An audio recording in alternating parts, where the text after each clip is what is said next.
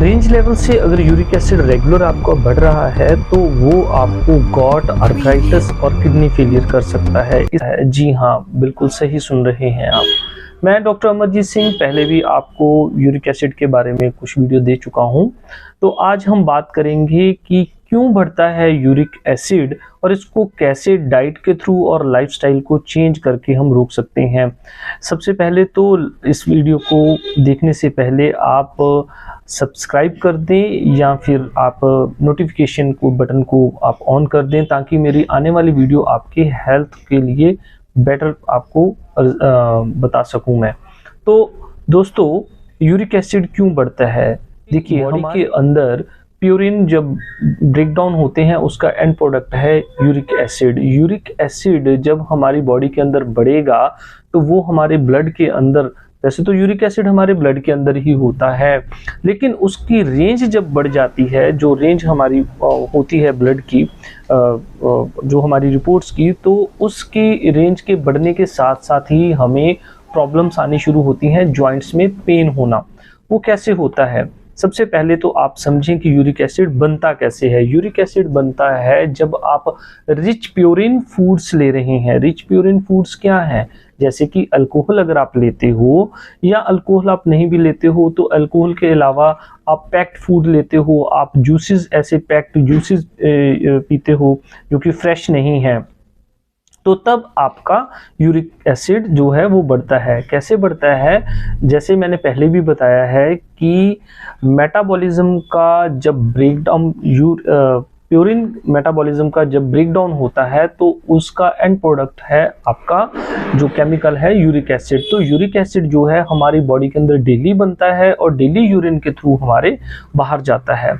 Problem तब आती है जब हमारी किडनी की एफिशिएंसी लो हो जाती है और हमारा जो यूरिक एसिड है वो बाहर नहीं जा पाता, तो वो धीरे धीरे वही यूरिक एसिड क्रिस्टल के रूप में हमारे जॉइंट्स के आसपास अपनी परत बनाता है।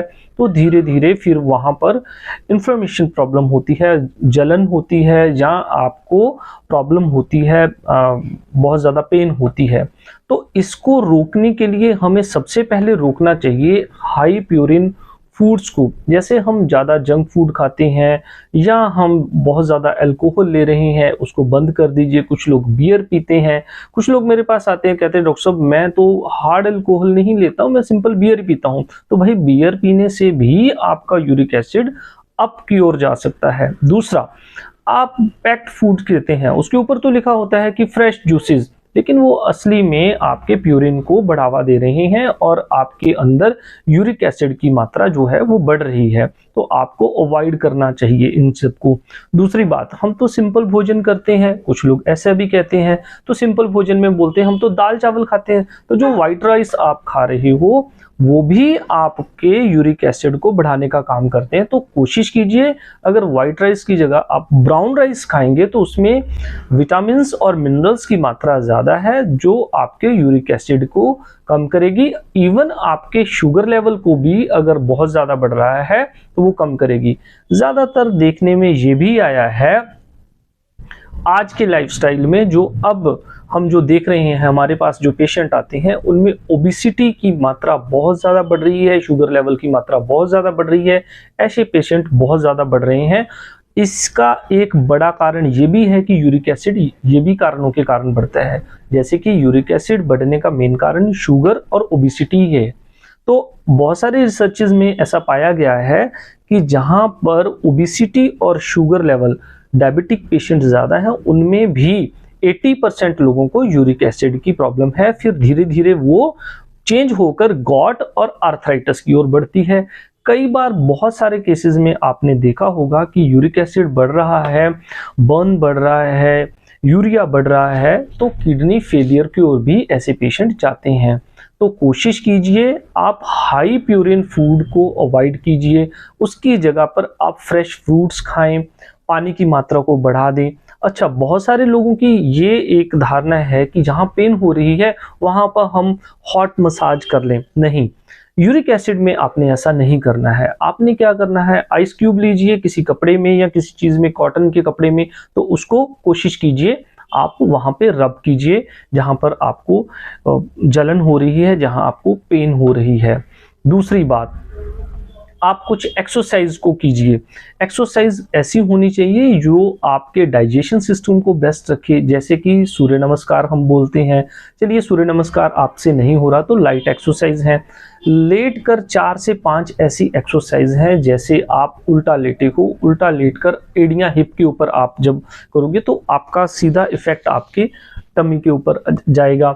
इससे जिनको भी यूरिक एसिड के साथ साथ, बहुत सारे ऐसे पेशेंट मेरे पास आते हैं जिनको यूरिक एसिड के साथ साथ उनको जो है शैटिका पेन की भी दिक्कत होती, तो उनको शैटिका पेन में भी इसमें लाभ मिलेगा। उसके बाद आप क्या कीजिए, बटरफ्लाई है, बटरफ्लाई को कीजिए रेगुलर, कम से कम 2 से 3 मिनट। इससे में आपको, जिन लोगों को यूरिन पास करने में दिक्कत आ रही है, जिनका प्रोस्टेट का भी दिक्कत है, तो उनको भी इसमें बहुत सारा लाभ मिलेगा। जो लोग यूरिक एसिड के साथ ग्रस्त हैं और जो लोग प्रोस्टेट के साथ ग्रस्त हैं, तो कोकोनट वाटर पीजिए। साथ में आप क्या करें, साथ में आप विटामिन सी रिच लें, विटामिन डी आपकी बॉडी के अंदर पूरा होना चाहिए। तो यूरिक एसिड के लिए आप कोशिश कीजिए हरी सब्जियां ज़्यादा लें, फ्रेश जूसेस ज़्यादा लें।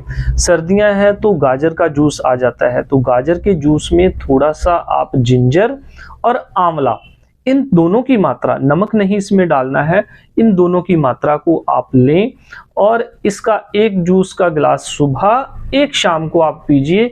देखिए यूरिक एसिड आपका कैसे डाउन आता है। और कोशिश कीजिए, अगर आप वॉक कर सकते हो 2000 स्टेप, 3000 स्टेप, 4000 स्टेप, ये भी आपके यूरिक एसिड को आप बहुत नीचे लेवल पर ले आएगा।